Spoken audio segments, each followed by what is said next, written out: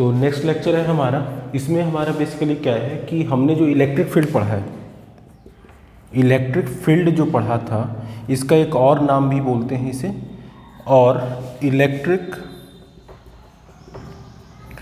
Field intensity. और ये जान लीजिए कि इससे, इस टॉपिक से जितने भी न्यूमेरिकल करवाएंगे दैट इज़ मोस्ट इम्पॉर्टेंट। क्यों?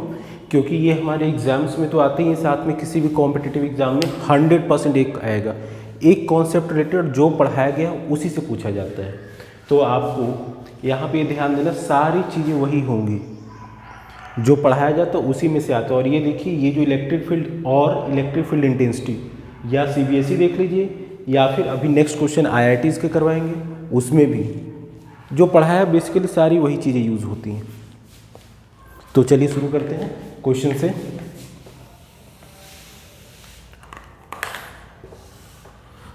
तो क्वेश्चन है, figure shows tracks of three charge, figure shows tracks of three charges 1 2 3 three charges charge particle in a uniform electric field. अच्छा, यहाँ पे एक टर्म है यूनिफॉर्म इलेक्ट्रिक फील्ड। इसका मतलब क्या है? बेसिकली यूनिफॉर्म इलेक्ट्रिक फील्ड जो होता है, जब हम यूनिफॉर्म इलेक्ट्रिक फील्ड की बात करते हैं,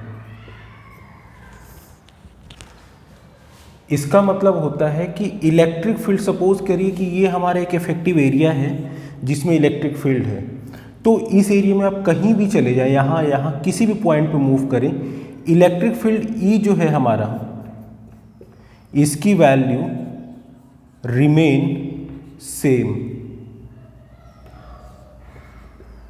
remain same through out the effective area.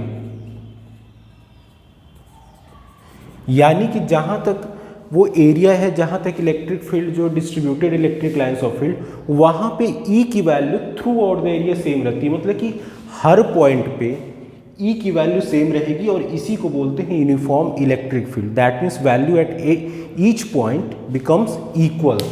तो अब यहाँ पे क्वेश्चन है हमारा,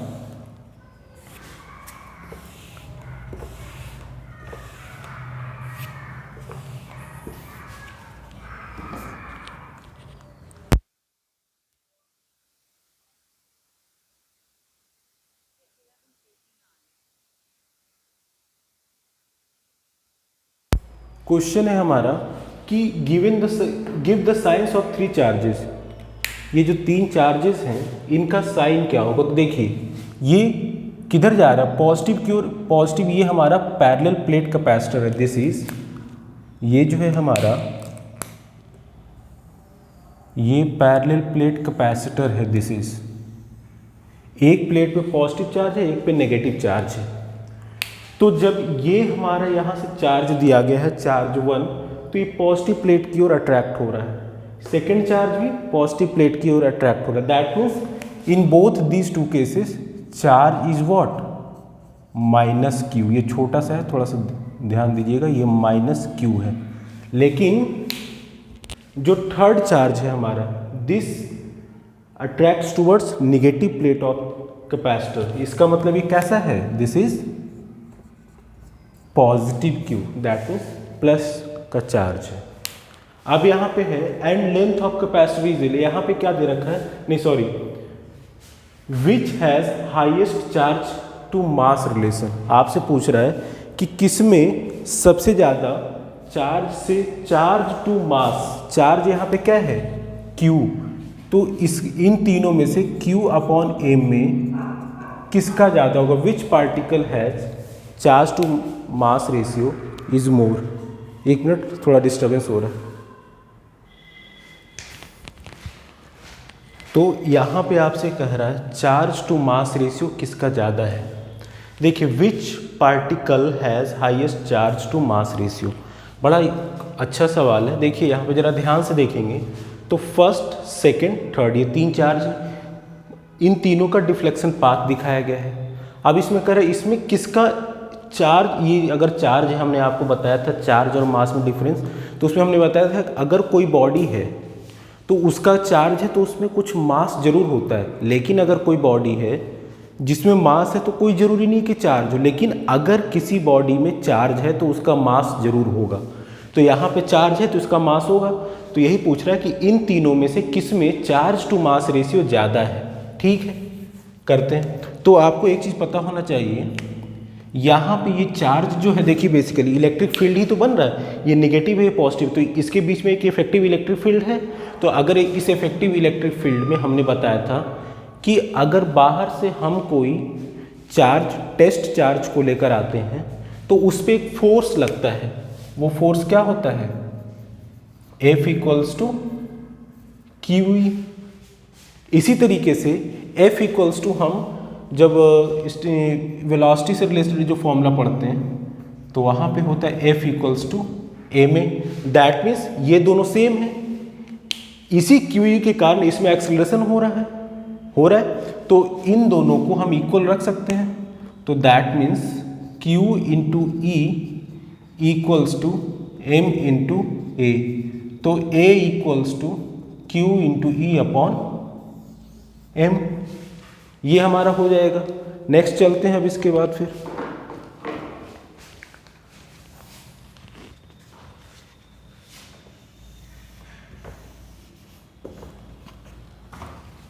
अब है यहाँ पे, तो ये एक्सेलरेशन आ गया। अब आपने वेलोसिटी का इक्वेशन पढ़ा होगा, S equals to U T plus half A T square. ये S होता है डिस्प्लेसमेंट, U होता है initial velocity, T time A acceleration. तो अब यहाँ पे जब भी कोई पार्टिकल में अगर इनिशियल वेलोसिटी इन तीनों में से किसी का दे रखा है, नहीं दे रखा है, तो whenever in such type of question none of the value of initial velocity is given, you have to consider initial velocity equals to 0. That means in a question if no any information is given about initial velocity of some particle, then you have to consider initial velocity as a 0.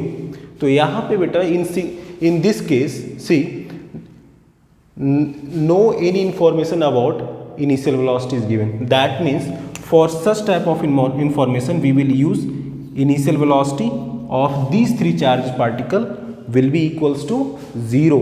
So here, and displacement is occurring in which direction? Displacement is occurring in which direction bete? Displacement is going to be occur in, see, this going to be like in this manner, and this also goes in such a manner. That means this becomes vertical. After deflection it goes in vertical direction. That means this will, S becomes H, and height, and this is initial velocity is 0, so time gets multiplied plus half A की value, this will be gets displaced at this position, this value of A will going to displace at this position. So A equals to Q E upon M into T square. So this is become your,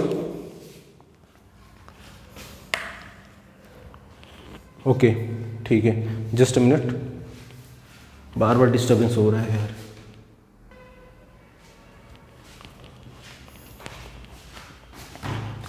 सो यहाँ पे the result is H equals to half Q E upon M into T square. From this equation you can consider H is directly proportional to Q upon M. What it is asking in your question? It is saying which particle has highest charge to mass ratio. That means this, in this equation, whenever you will see this equation, see in this equation Q upon M, this is Q and this is M, and we have saying it is asking charge to mass ratio. So charge to mass ratio, that means this is constant, this time is constant, electric field is constant, it is fixed value. So Q upon M value you have to find for which particle this Q upon M ratio becomes higher. So from this equation you can observe Q upon M is directly proportional to H. From here you can say the particle which have highest deflection, that means कि कोई particle जिसका ज़्यादा deflection होगा उसका charge to mass ratio ज़्यादा होगा। From this figure we can say see this particle third is going to be more deflection. Particle 3 ये जो 3 है उसमें सबसे ज़्यादा डिफ्लेक्शन हो रहा है, देखो ये दोनों, बट ये बहुत ज़्यादा डिफ्लेक्ट हो रहा है अपने पाथ से, बिल्कुल ही ज़्यादा। तो इसलिए हम कहेंगे कि Q अपॉन M जो है, तो that means Q upon M जो है would be greater for particle third, that means this.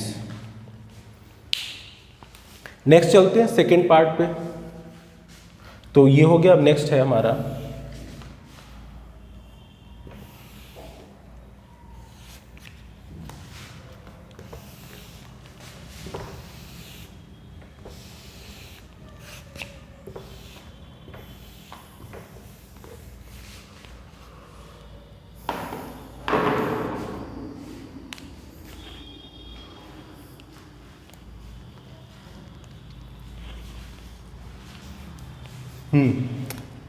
Third question, particle velocity and length of capacitor, this is length of capacitor is given.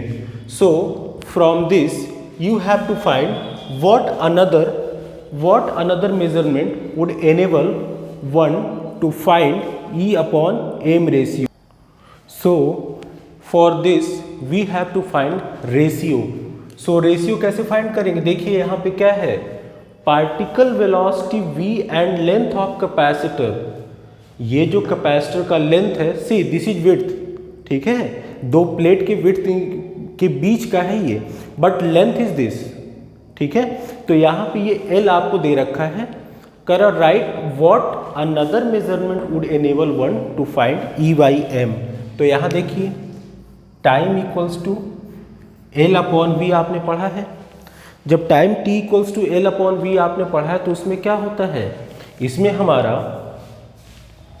ये L upon V जो हमारा क्या होता है, time equals to distance upon velocity. अच्छा, अब यहाँ पे पीछे हमने निकाला था h equals to half AT square, पिछला जो इसमें निकाला था उसमें a क्या था, हाफ a was QE upon M into T square. तो यही t जो है ना, तो यहाँ पे सिंपली हम t की value L upon V put कर देंगे। तो यहाँ पे जो हमारा पिछला इक्वेशन था that was half QE upon M into T की वैल्यू है L अपॉन V का स्क्वायर। तो यही तो कर रहा है, what particle velocity is given, length of capacitor is given, another measurement would enable to find E by M। तो ये हमारा नेक्स्ट आ गया, बस सिंपल सी बात थी, half QE upon M into L square upon V square, बस इतनी से। तो एक्स्ट्रा हमारा देखिए यहाँ भी charge up to mass ratio है, लेकिन यहाँ लेंथ और वेलोसिटी अलग से आ गया ना, तो ये चीज़ें कुछ नहीं है क्वेश्चन में। नेक्स्ट क्वेश्चन है अब हमारा, ये चीज़ हो गया।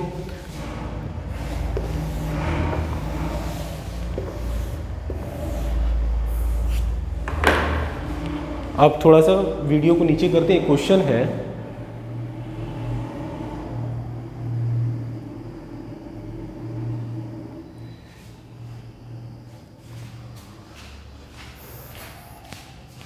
two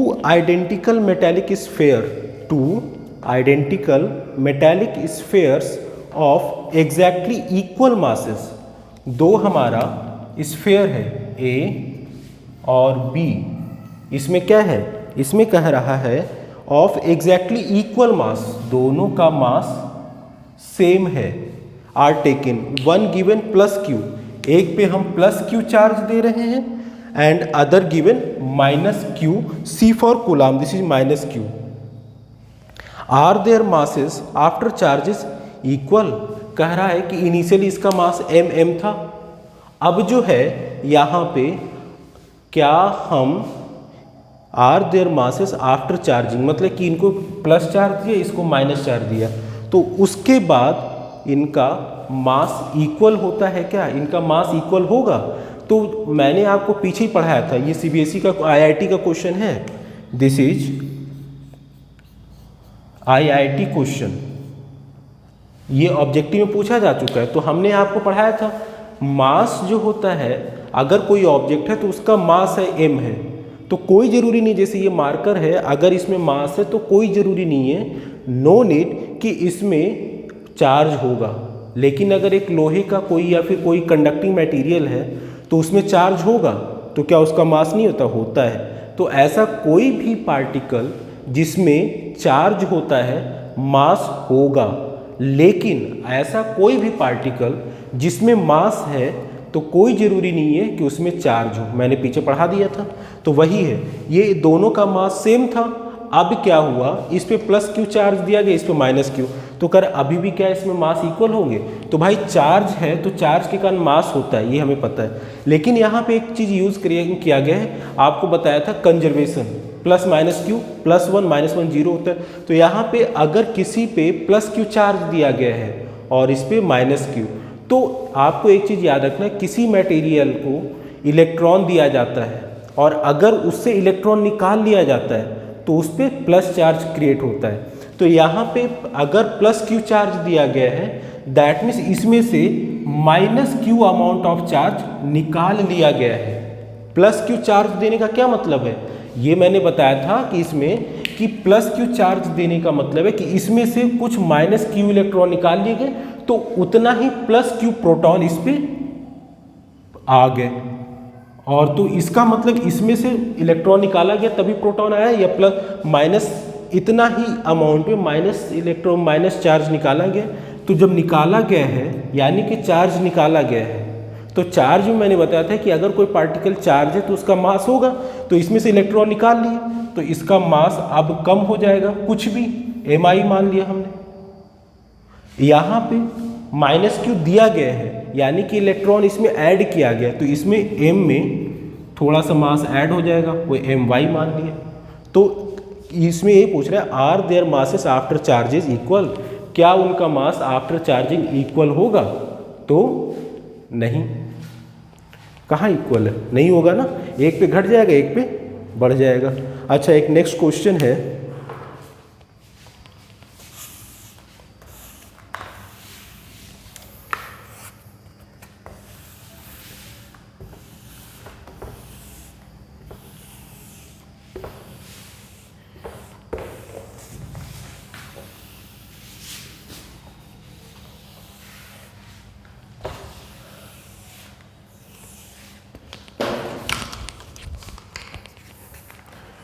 वीडियो को थोड़ा पॉज करके एक बहुत अच्छा क्वेश्चन है वो लिखेंगे फिर आते हैं, तो थोड़ा सा वीडियो पॉज कर रहे हैं।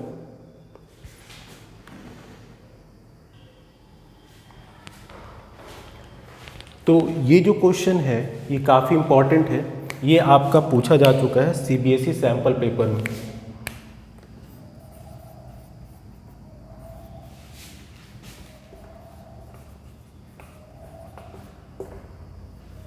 तो यहाँ पे क्वेश्चन है आपका, 2 पॉइंट चार्ज है Q1 और Q2, बहुत शॉर्ट में लिखा है, Q1 चार्ज है और Q2 चार्ज है। Q1 कहाँ पे, A, 0, 0। तो पहले तो हम तीनों एक्सिस बनाएंगे, दिस इज x एक्सिस, ये y axis and this is z axis. Q1 charge कहाँ पे है, A, 0, 0 यानी यहाँ पे है। दूसरा क्या है, Q2 चार्ज का है 0, B, 0, मतलब कि x, y, z। तो y पे b और बाकी x और z 0, दैट मीन्स ये यहाँ पे कहीं 0, B, 0 है। आपसे कह रहा है find E electric field due to both charge at 0, 0, C, यानी x 0, y 0, z की वैल्यू C, 0, 0, C। एक मिनट देख लें वीडियो में आ रहा है, हाँ ठीक है। तो यहाँ पे आपको इस पॉइंट पे इलेक्ट्रिक फील्ड फाइंड करनी है। तो कैसे फाइंड होगा, पहले चार्ज का नेचर क्या है, Q1, Q2, यहाँ पे आपका Q1 है, यहाँ पे Q2 है।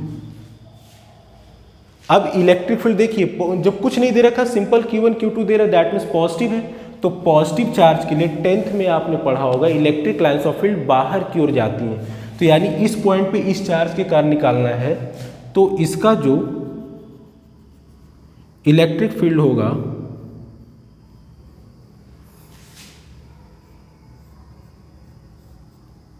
वो बाहर की ओर होगा, और हमने माना इसको E1। इसी तरीके से इसके कारण जो होगा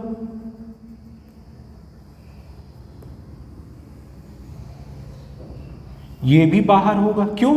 ये भी पॉजिटिव है, इसको हमने माना E2। E2 ये जेड डायरेक्शन है, इधर जेड एक्सिस है ये, और इस चार्ज के कारण E2 हो गया। अब यहाँ पे हमें ना तो एंगल पता है ना कुछ, तो यहाँ पे कंपोनेंट रेजोल्यूशन नहीं होगा, यहाँ पे वेक्टर कैलकुलेशन होगा, और वेक्टर कैलकुलेशन आपको पता होना चाहिए। तो इलेक्ट्रिक फील्ड का जो फॉर्मूला होता है, जिस तरीके से हमने इलेक्ट्रोस्टैटिक फोर्स का फॉर्मूला वेक्टर फॉर्म में लिया था, जस्ट वैसे ही होगा। तो E1 इसके कारण क्या होगा,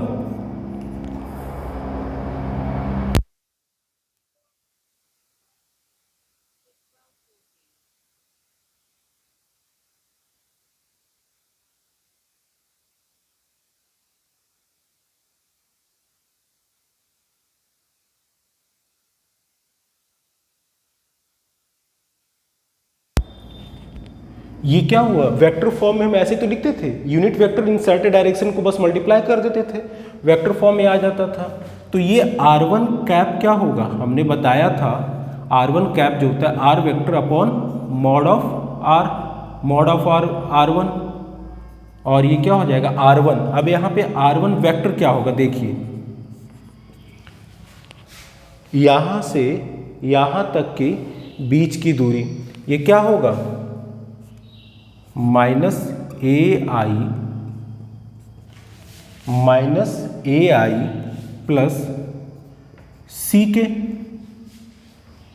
तो ये वैल्यू यहाँ पे रख लेंगे, तो -AI सी के अपॉन इसका मॉड ऑफ R1 का मैग्नीट्यूड क्या होगा, सिंपल R1, और this equals to √A² plus C², तो √A² प्लस C²। इस वैल्यू को हम यहाँ पे पुट करेंगे, तो 1/4πε0 को सिंपली हम K लिख रहे हैं, Q1 अपॉन R1 का स्क्वायर, R1 या फिर मॉड ऑफ R1 सेम है वेक्टर के साथ, √A² प्लस C² का स्क्वायर इनटू ये R1 कैप का ये वैल्यू होता है ना हमारा। अच्छा, तो ये हमने R1 का स्क्वायर की वैल्यू यहाँ से रख दिया। अब है R1 कैप ये होगा, तो इसकी वैल्यू लिख देते हैं -AI plus CK upon √A² plus C²। ये चार्ज Q2 यहाँ पे लिख देते हैं, इससे आसानी होगी। अब हम इसको डिलीट कर सकते हैं। ये पूरा R1 कैप का ये फॉर्मूला होता है, उसकी वैल्यू ये आ गई। ये कैसे आई, ये अभी हम वीडियो के लास्ट में बता देंगे आपको, अभी इतना देख लीजिए।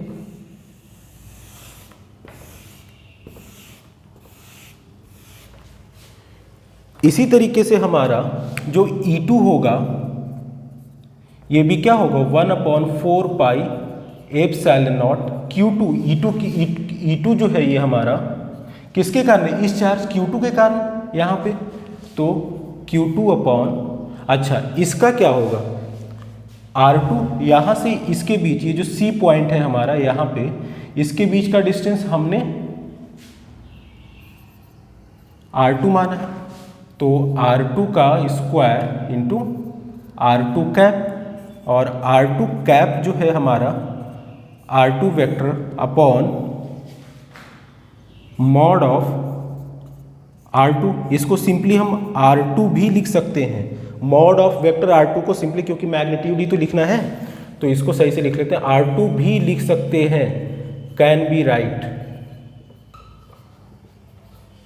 अच्छा, अब ये R2, अब ये कैसे आया यहाँ पे ये बताता हूँ। देखिए बेसिकली क्या होता है, मान लीजिए एक वेक्टर है, इसका हमारा A, B है, A, B, 0 है। यहाँ पे नहीं आ रहा होगा, चलिए ऊपर लिख देता हूँ। तो R2 भी लिख सकते हैं, इतना हो गया। अब नेक्स्ट यहाँ पे कैसे आता है ये चीज़ यहाँ बताता हूँ। जैसे एक वेक्टर A है, एक पॉइंट A है, दूसरा B है, इसकी वैल्यू है A1, B1, C1, इसका है A2, B2, C2। तो ये पोजीशन है इसका A1, B1, C1, मतलब कि एक्स एक्सिस के अलॉन्ग A1 और y एक्सिस के अलॉन्ग B1, z एक्सिस के अलॉन्ग C1। इसी तरीके से A2 x एक्सिस के along distance, B2 y axis के along distance, C2 z axis के अलॉन्ग। तो यहाँ पे ये जो पोजीशन है हमारा किससे है, R से। कोई रेफरेंस पॉइंट मैंने बताया था, किसी रेफरेंस पॉइंट से तो डिस्टेंस है। तो यहाँ पे OA, ये कोई पॉइंट O है जो रेफरेंस पॉइंट यहाँ से है। तो OA की वैल्यू क्या होगी, A1 I कैप क्या होता है, एक्स एक्सिस के along unit vector, B1 J plus C1 K। इसी तरीके से OB क्या होगा, OB इस रेफरेंस पॉइंट के अलॉन्ग ये डिस्टेंस है ना, इससे हम रेफरेंस पॉइंट क्या होता है, जहाँ से हम डिस्टेंस को कैलकुलेट करते हैं। ये हमारे A2, B2, C2 पे कहाँ से, एक ऑरिजिन पॉइंट, एक रेफरेंस पॉइंट है, जहाँ से ये एक्स एक्सिस के along A2 distance, y axis के अलॉन्ग B2 डिस्टेंस और z एक्सिस के अलॉन्ग C2 डिस्टेंस होता है। तो OB क्या हो जाएगा, A2I plus B2J plus C2K। अब हमें AB निकालना है ना, तो AB ये आ रहा है, देखें जरा, हाँ आ रहा है, ठीक है। एक minute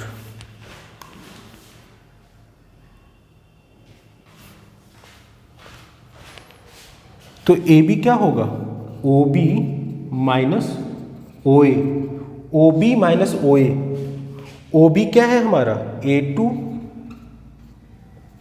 plus B2J plus C2K minus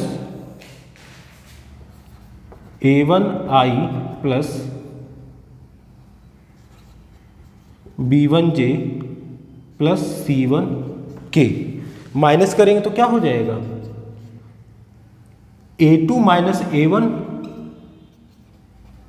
I दोनों में है, इसको कॉमन ले लिया, plus B2 minus B1 J cap plus C2 minus C1, ये माइनस मल्टीप्लाई हो जाएगा ना K कैप। ये हमारा AB आ गया। तो इसी तरीके से इस पॉइंट का, इसको आप इसके कंपेयर में मान लीजिए, इसको इसकी तरफ और इस पॉइंट को इसके अलावा, और ये रेफरेंस पॉइंट हमारा ये हो गया। तो क्या हो जाएगा, जब इस पॉइंट पे निकालना होगा तो इस पॉइंट माइनस दिस पॉइंट, या दिस पॉइंट माइनस दिस, तो 0I माइनस AI, यहाँ पे इसका क्या हो जाएगा, 0I plus 0J plus CK। ये क्या हो जाएगा, A1, इसको लिख देते हैं वेक्टर फॉर्म में लिखेंगे, तो AI plus 0J plus 0K, और इसका क्या हो जाएगा, 0I plus 0J plus CK। अब इसमें से इसको माइनस कर देंगे तो 0 माइनस A क्या होगा, माइनस AI। तो यही तो हमने लिखा है, माइनस AI प्लस 0 माइनस 0, क्योंकि JJ, और CK वाला कैसे होगा, तो CK माइनस 0 के मतलब CK, तो प्लस CK। तो इसी तरीके से ये चीज़ मेंशन कर लीजिएगा, इसको मिटा दे रहा हूँ।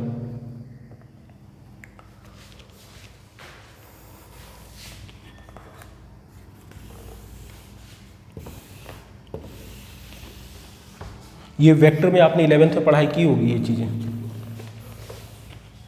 तो R2 का इसी तरीके से हो जाएगा हमारा माइनस, अब यहाँ पे क्या है, माइनस BJ हम डायरेक्टली लिख दे रहे हैं,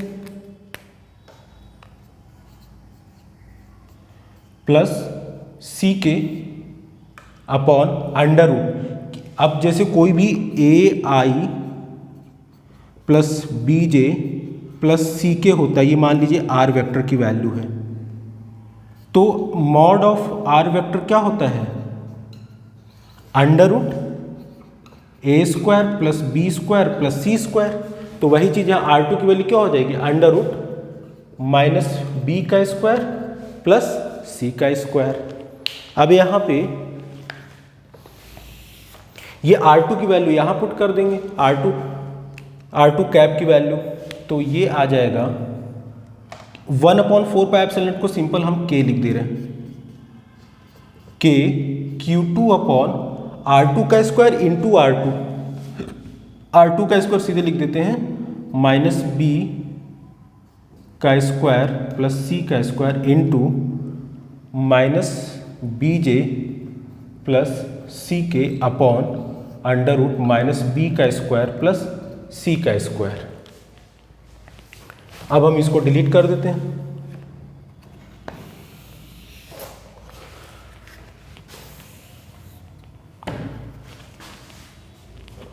तो E2 की वैल्यू हो जाएगी K Q2 into minus B J plus C के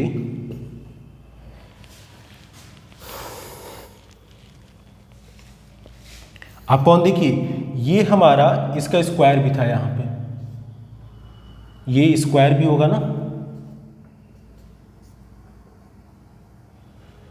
क्यों, R2 का स्क्वायर था तो स्क्वायर में, तो ये स्क्वायर अंडर रूट को कैंसिल आउट करेगा, बचेगा क्या, minus B square plus C square, और ये अंडर रूट है तो इसकी पावर 1 है और इसकी पावर कितनी हो जाएगी, अंडर रूट में किसकी पावर होती है 1/2, तो ये 1 प्लस 1/2, तो ये हो जाएगा 1 plus 1/2 K Q2 minus B J plus C K upon minus B का होल स्क्वायर क्या होगा, plus B square C square की पावर 1 प्लस 1/2 3/2। इसी तरीके से यहाँ भी हो जाएगा, E2 हो गया, E1 वीडियो में आ रहा है नीचे,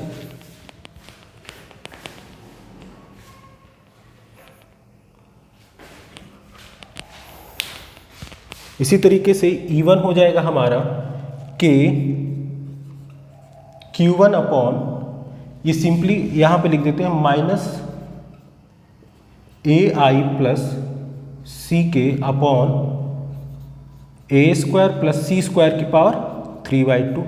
अब इस पॉइंट पे जब भी हमें यहाँ पे वेक्टर एक वैल्यू है, इसका कंपोनेंट रिजोल्यूशन नहीं करना है, क्यों, एंगल ही नहीं पता, तो सिंपल इस पॉइंट पे हमें इलेक्ट्रिक फील्ड फाइंड करना है, तो कुछ नहीं करना है, इस सुपरपोजिशन प्रिंसिपल से निकाल देंगे, E net this equals to E1 plus E2। अब ये E1 है और ये E2 है, इन दोनों वैल्यू को यहाँ इसकी जगह पे पुट कर देंगे, तो E1 है हमारा K Q1 minus AI plus C K upon A square plus C square to the power 3/2 plus E2 की वैल्यू ये आई K Q2 minus B J plus C K upon B square plus C square to the power 3/2। बस answer हो गया, इतना ही करना है इसमें। नेट इलेक्ट्रिक फील्ड यहाँ पे, इसके कारण ई नेट हमारा इतना आ गया।